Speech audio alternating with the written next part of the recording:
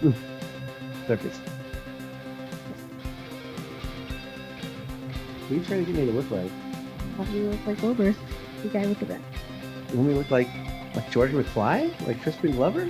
Absolutely. Okay, I like that. George. George McFly, you butthead. Welcome back, everybody. It's the Most Deaf Podcast. It's episode 20. This is a milestone for us. This is exciting. And today we've got... Cindy. This episode is Deaf Dynasty. This is Deaf Dynasty right here. the Snuggly Duckling Dynasty episode. And we got Vince in cut. Hello. Hello. Producer man Vince. And off camera, we have Erick. Erick deigned not to be on camera. But you've been the voice of God more times than anybody. I have on this podcast. I am excited to return back to my throne. I like that. I think you are ready. You shouldn't stay on the throne too long. That can cause some problems. I hear that. That's what I heard. Yeah. Yeah. Well, everybody, we've got a lot to catch up on. So, first of all, this is the first order of business. We have the IE Filmmakers Social, which is coming up next week, February 28th at 26th, at Ritual Brewing in Redlands, California. Look it up. You know where to find it. Wonderful place. Thank you, Ritual, for having us from 6 to 9 p.m. We'll have a link to RSVP in the bio. Sign up. Come on down. We're planning cooking up a lot of fun stuff. This is going to be a really special event. This ain't just going to be like everybody standing around like, oh, so what do you do? We're going to have Jeopardy. What are we calling it? Jeopardy. Jeopardy. This is Jeopardy. Are you going to be hosting that one? Or are you going to be living your best Alex Trebek? I need to buy myself like a nice double-breasted suit and a David Yurman bracelet. There you go. I need the Trebek mustache. You also need the yard-long mic. Yes. You know? I would love that. Just like, let's go to Yard House and let's convert a glass into a mic. Perfect. Or go to Vegas, right? I think it's time. I haven't been to Vegas, but I think you and me need to go. I think we're due for a Vegas trip. I think we are. Death takes Vegas. Death takes Vegas. One does it to the next. So AVN, we need a booth. When is AVN Awards coming up? It didn't just happen. Kidding. I think it just happened. Dag nabbit. Yeah. Well, wanted to show off my skills. I want to show off my amateur reel. So this is a big event. We've been planning this for a long time, haven't we, dear? We have. It's been one of those things that, since the conception, I guess, of Deaf, we've said, okay, we got to start talking to community because obviously we just want to talk to people and see what people really need out here so we can make something sustainable. Sustainability is really important, especially for nonprofits, because we don't have a ton of money. We're building it as we fly. Yeah, and what I forgot what John said. Remember that? Was it community is hard to... Ecosystems are difficult to monetize. Yes, yes. So is that the lead-in for the donations? Yes, and and if you'd like to donate, please feel free to do so. Donation link is in the bio. The Most Deaf Podcast is supported by viewers like you. Thank you. So besides that, we do have that event coming up, which we're really excited. Another little event coming up is actually the 66-hour film competition, which I believe it's it's very soon. It's February 20th, I believe, and that's Valley College. Is that correct? Yeah, and it's going to be part of WolverineCon going forward now, I think, too, which is nice. I guess they're bringing back WolverineCon. I think last year they rebranded it as the Student International Festival, and now it's WolverineCon again. So. Oh, I'm not sure, but that's coming up in March, so. Yes. That's exciting as well. That's a big one. Well, that was my first screening, was WolverineCon for Ramsed. That was the first one. First of 25 and counting. Yeah. So, a nice little plug for me right there. Yeah. What else, please? Gosh, well, I think this is as good a time as any to announce the DEFF Story Lab, too, that I've been working on for a long time. I'm about to nail down. I've more to announce later on, but this is me letting everybody know this is going to be a thing. But like the problem we're having that we're trying to solve with the IE Filmmakers Social is, okay, let me rewind a little bit. Sure. How many times have we seen people be like, oh my God, I need an AD. Oh, I need a composer. I need a sound person like that. Well, this is where you get to meet those people. You shouldn't be in the middle of production or about to shoot in 2 days and be like, oh my God, where am I going to find an AD? You're going to be able to find 10 of them at this event or whatever particular role you're going to need. And that's the thing is like, okay, if you've got something coming along, you've got something coming up, and you don't know all the people, or maybe you had some friends that were doing certain roles, but maybe you have them doing something else, and now it's like, well, how do I fill this void, right? That's what the mixer is going to do. And then the Story Lab this is solving an issue I've been seeing is that, for the last couple of years, Vince, Cindy, we were working on stuff continuously. There were always scripts ready to go. And I think that's the problem is I don't think everybody's had a chance to communally come together and work on scripts. Everybody's very defensive. And this happens everywhere when people are working on film. It's like, oh, I don't want to tell anybody about a script or about my story because what if we steal it? And it's like, no. Writing, and I learned this from my aunt who's a novelist, is that... Hi, Darcy. Hi, Dorsey. Yes. Dorsey Kelly. Check out her books. And listening to George R. Martin interviews where it's like, having a writer's group and being accountable to writers and having some trust, having an ecosystem, yet again, another one, for people to come together and be able to share their ideas in a stress-free environment. Maybe get some pushback, maybe get some constructive stuff. It's healthy. It's healthy. You know what I mean? You need to have, you can't just hit the tennis ball against the wall and get better that way. You got to hit against someone else. Right. And you got to hear, maybe this isn't the idea you should go for. I think we worked on enough projects where people needed to hear that and they didn't. So that's what I want to do. I'm aiming towards getting this done at Smiley Library in Redlands because that's a really great historic venue. And I think a library is a good place to bring people together for writing and stuff like that. But I'm planning up a lot of like weekly events. I want to handle this like a professor, like a teacher. It's like, okay, a homework this week, watch this project. But it's also about having somewhere you go, let's say every 2 weeks or something like that, and be like, this is what I wrote. And you have a group of people to be accountable to, like, I have something new to show you. Because if there's no scripts, there's no films. Absolutely. That's number one thing you need is scripts. That's the number one thing. So that's kind of the next big thing we're working on. And we have some more stuff coming up that we're not ready to announce yet, but another big event. Yeah, we will probably more than likely announce our next big thing during the Filmmaker Social. So I think so. if you show up, you're going to know. It's going to Give be us a very tease. exciting. Give us a tease.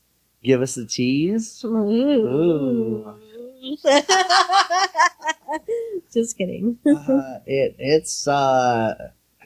Wow. It's a whipping good time.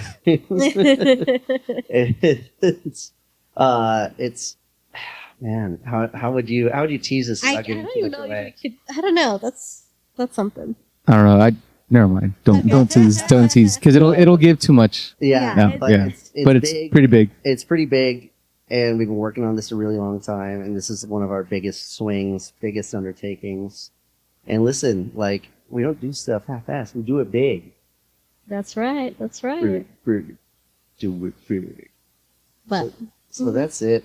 We also, just this last week, had another event that was covered in the IE Community News that we attended that had to do with the Arts Connection, had to do with the California arts, movement that's going on. And so what happened is Arts Connection put on this our fiscal sponsor.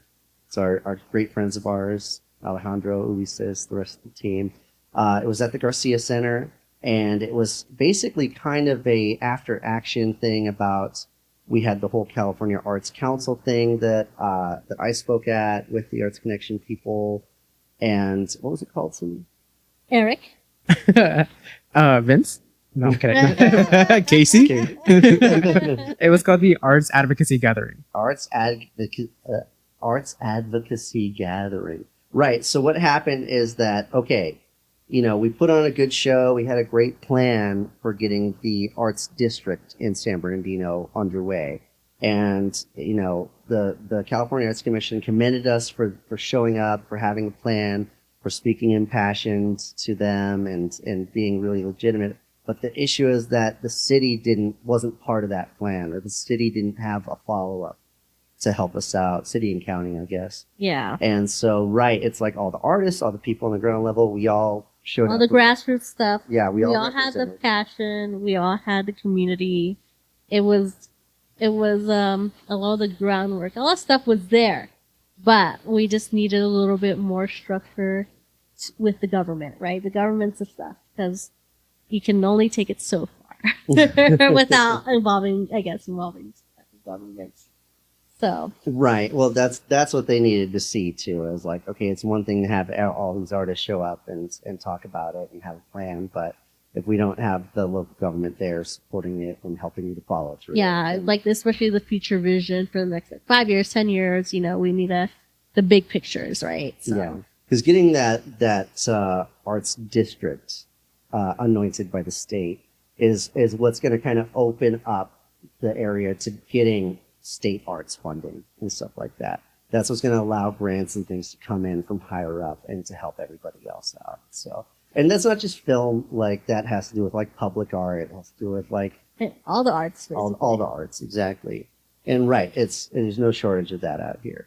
So that's another big thing that's going on. Yeah, it's really nice to see how much of the community really shows up for that kind of stuff. It's surprising in a lot of ways, but in a lot of good ways. Yes. Because it's I think a lot of people don't think that, especially San Bernardino, that there's a lot going on, but there really is, and you just have to look the right places, ask the right people, and you'll find your people. You'll find your community, and I'm really excited to see how that's going to flourish in the near future. So for some of our audience members that have never attended anything like this before, do you guys mind breaking down basically what happens at these events? Sure, go ahead, Case. Yeah, like, okay, so for the California Arts Council one, like, we managed to get them to actually come out to San Bernardino, to the San Bernardino County Museum that's in Redlands. And really, it's like having a government session, like a small public government, or like a city town hall meeting kind of thing, where it's like you have this big dais of people who are like, okay, here's the chair, here's the director, here's this, that, and the other, all the important people that are part of this organization, and that, they say, okay, here's the schedule of how things are going to play out today. We got to stick to this. And so, okay, what's the problem? What are people addressing? And they keep going through this and go over everything that's been submitted ahead of time and break it down and vote on whether they support this or if they're not clear on it, and if they want someone to come back, edit it, because we still want to hear more kind of thing. And then kind of lunch break for a little while, and then after that we kind of had like the public comments section. Mm-hmm. So then I got to stand up and kind of talk to everybody. So that's kind of how that works out. And then we had to leave because we had the kids and all that stuff to deal with that day, but that was kind of long and short of it. Yeah, and the most recent, the one though that just happened recently in San Bernardino, that was a little bit different, just because it was put on by our local, the Arts Connection, and just local kind of other nonprofits, community advocates, and that's basically it was gathering everybody in the community and giving them like a big list of all the things that they've been hearing that people want. And from that list, like, they kind of broke it up to different groups. And from those groups, we highlighted the top 2 or 3 things. There's like 10 things per page.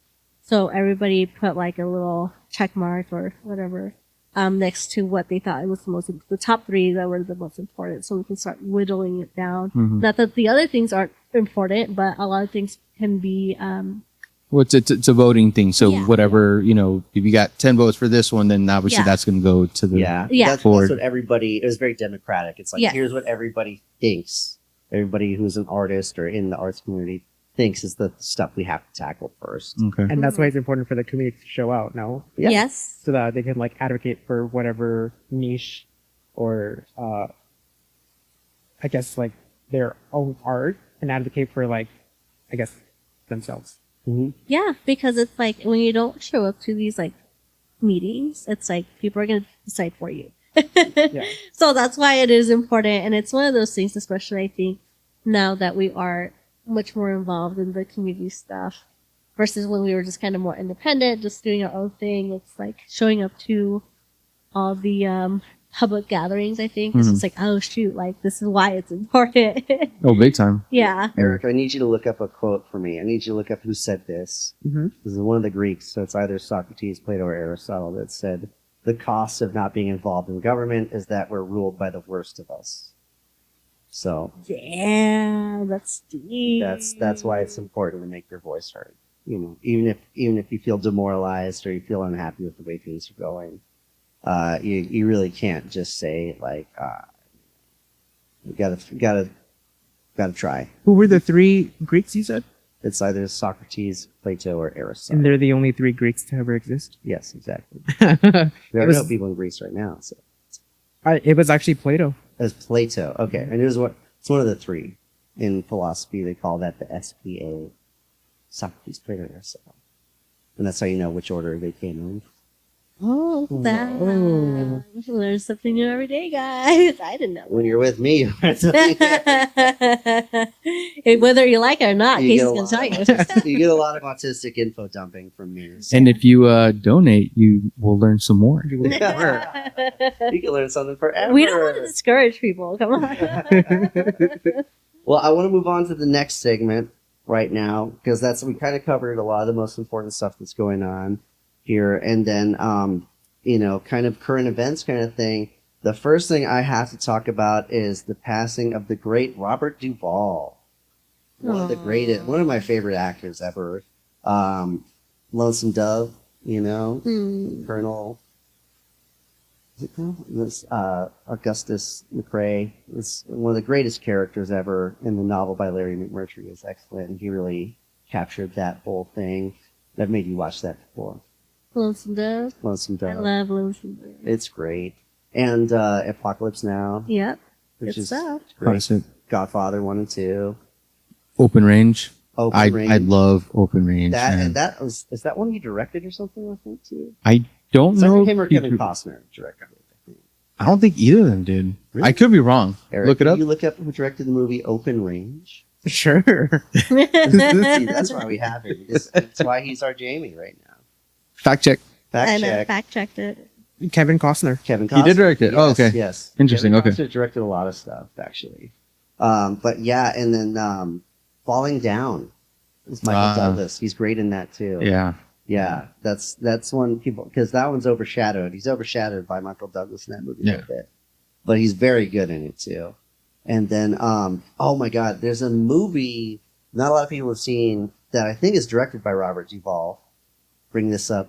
It's called The Apostle. Okay. Oh, so have you ever heard of this, Vince? Also, no. This is a really cool movie, and it was, I think, written and directed by Robert Duvall and starring him.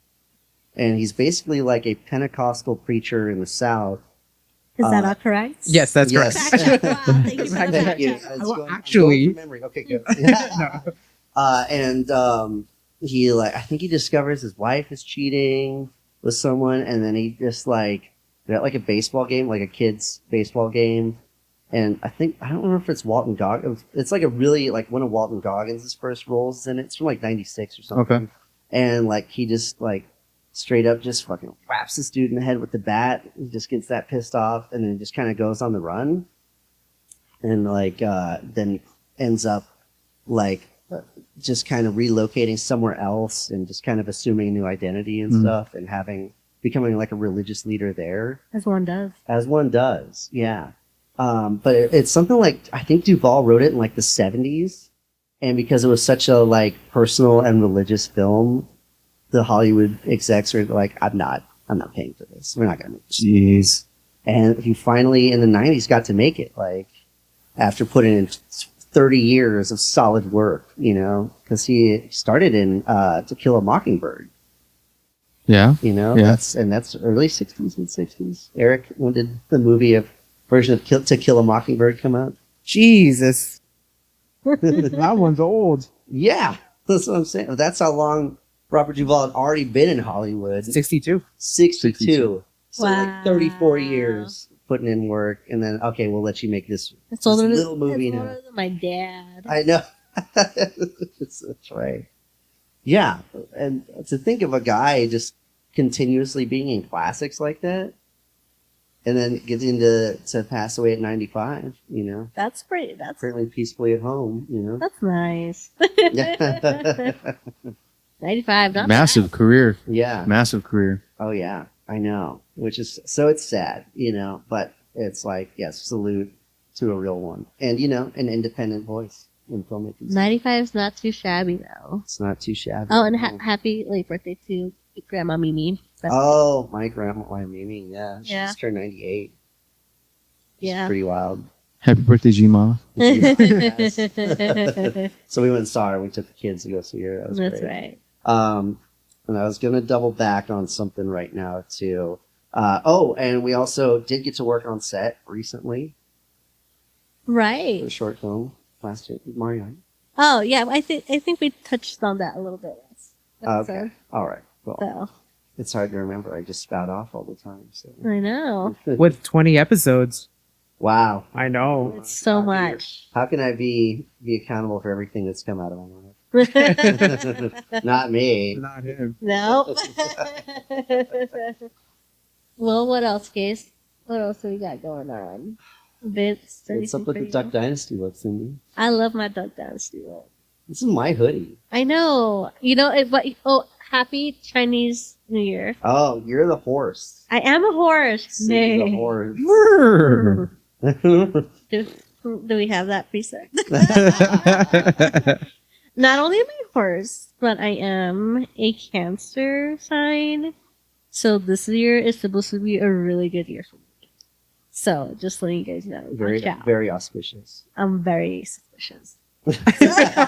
Don't be suspicious. Don't be suspicious. You know, you've met me at a very Chinese time in my life. Random YouTube viewer. You know, Yeah. playing a lot of mahjong, drinking a lot of tea. You know, Yeah, he's good. smoking a lot of cigarettes. It's awesome. It's This is amazing. the way we all gotta be. You know what I'm saying? So true. This is true.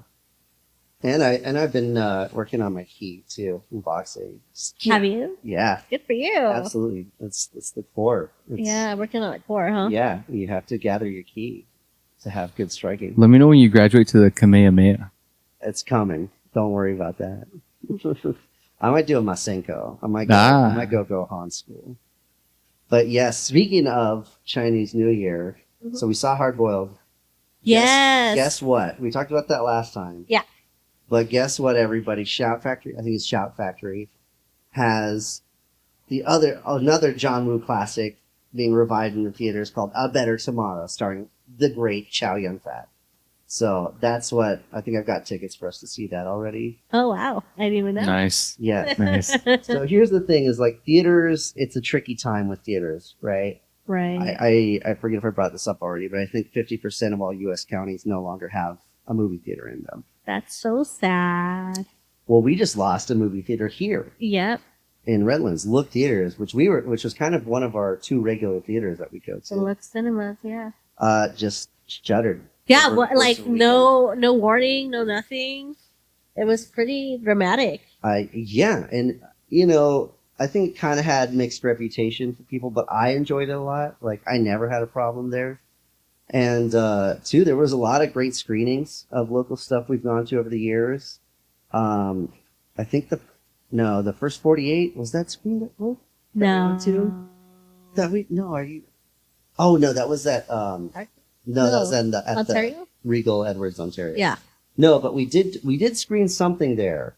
I Mhm. remember because everybody was there really early on. We had a picture with everyone. But yeah, like we had plenty of screenings and four walls and stuff there. They were really good to people.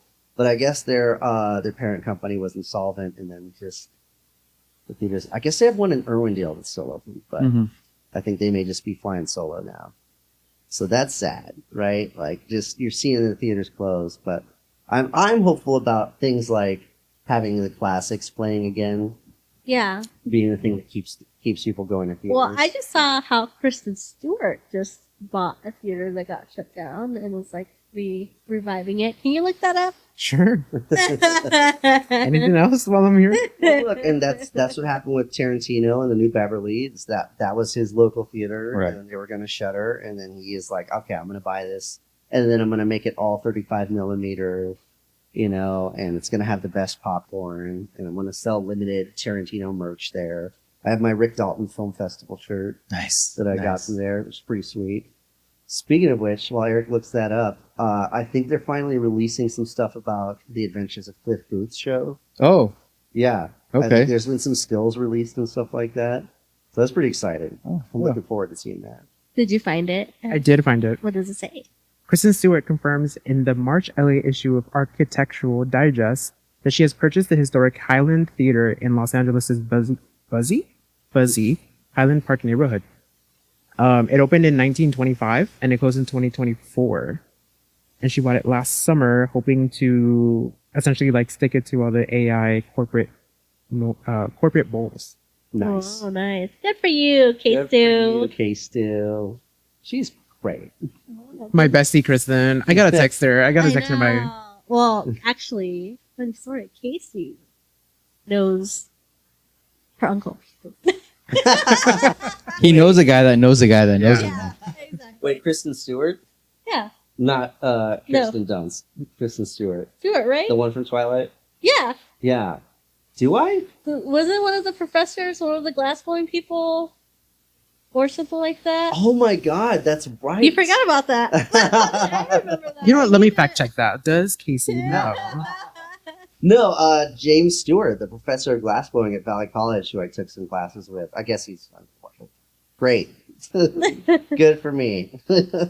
I know. I just thought about it and I was like, did you know? Well, that if you're gonna let me talk about glassblowing, that's awesome. 6 degrees of separation. Yeah. What is it? Is that what Yeah, it is? exactly. 6 degrees of separation. Yeah. That's Yeah, exactly but right. that reminds me of glassblowing. That's at Valley College. That's one of the things they do that's unbelievable. Yeah. It's Nobody. incredible. There's almost no community colleges that offer it. Yeah, yeah. I think there's like 2 or 3 left in California altogether. And then Cal State has a glassblowing program, but it's very different. Oh, and the student teacher from Valley, he's going to Cal State right now for like the MFA program, I think, Oh, good. or finishing his 4-year and then doing the MFA. His name's Ezra. He's unreal. Like I'm seeing the stuff he's doing right now. It's unbelievable. Which I got to get back into glassblowing, but it probably conflicts with my boxing schedule. Yeah, a little bit. Anyway, guys. So what else did we need to make before we wrap it up? Chicano Hollywood announced their new producer mastermind pitch day thing, which is going to be on March 15th at the Union in Pomona. And we're going to be there. Who we Pitching. are? We're gonna be pitching our film? Yeah. We're pitching our feature to investors and distributors. So That's exciting. Breaking news. breaking news. So we've been working on that for a long time now. Yeah. We still got a ways to go, but we're going to get there. Yeah. We can do it. We can do I'm this. tired. We can finish. Oh my god, we've been dealing with our kids nonstop. We got twins, man. I know. No joke. It's no joke. So they've been like through a confluence of incidents and mishaps. They haven't been able to go to school for the last 2 months. And it's like, if you guys have 3.5-year-old toddlers, almost 4-year-old toddlers, you know what we're going through. Yeah. So it's like, oh my god, like we lost, I don't know, we still have gotten a lot done. Yeah. We're still making the show. We're still showing up at all this stuff and dealing with these kids nonstop Mm-hmm. and trying to make our first feature. Yeah. The kids are asleep right now. Yes, like- they're asleep down the hallway. That's Vince, where are we at? We are currently at 29 minutes. Oh my goodness, we already made it to a half hour. Cindy, what's your favorite impression of you? You know what? I was going to say something real quick before Yes. I forget. Yeah. I just want to shout out Vic Van and Nick Van Leeuwen? yeah. Oh, and Danny? Yeah. Yes, their film. Coming out on April 1st. They have it screening in Ontario, I believe. That's right. Do you know what it's called? distance? I forget. I think it's called Short Track. Short track. Something like that, yeah. Grassroots. Yeah, correct. Something to Yeah. that effect. I just bought my ticket today. Okay. So, Oh, okay. Did you buy me it? no, you want one? Why didn't once I don't. He bought us our ticket. Like, right? I didn't think you wanted to go. No, you're right. I'm kidding. Actually, I talked to Danny today. I was like, "Hey, Danny, it looks like I can go to your screening." He's like, "Oh, cool, awesome." I was like, "If you RSVP to the mixer." There And you he was go. like, "I teach on Thursdays." Allegedly. I'm kidding. I still got you for chance. but yeah, so support other local filmmakers. That's right. You know, it's always nice to show support regardless, right? Well, hey, we're there for pretty much everybody. You know? Yeah, we We've try been to. there at every screening. You know, always there for everything. So Yeah, and we are also looking to do more mixers and events in the next few months too. We want to hit up somewhere probably near Chino, near Temecula, down in the valley. By the valley, I mean Coachella Valley, by the way. So down in like if anybody Indio. is watching from any of those places, hit us up, contact us. We want to bring it to your town, High Desert to everywhere. all those. Lake Elsinore, hit us up. Victorville. Corona, all that stuff. Yep. So we're trying to find different venues that we could host these mixers and just have a good time and kind of start meeting everybody and just so we can collaborate some more. That's right. Keep them coming. Absolutely. All right, everybody. Vince, I can't believe we made it to I can't believe I could yap for a half hour straight like that. I mean, I Yeah, I can. Yeah. exactly. That's a good note to end it on. I love you, everybody. Bye. See you soon. Night. Hold on. I am holding up the flyer for the social That's right. event. I don't know if maybe we can scan that. Scan that. There's a link in the description. Come through. Come see us. Follow us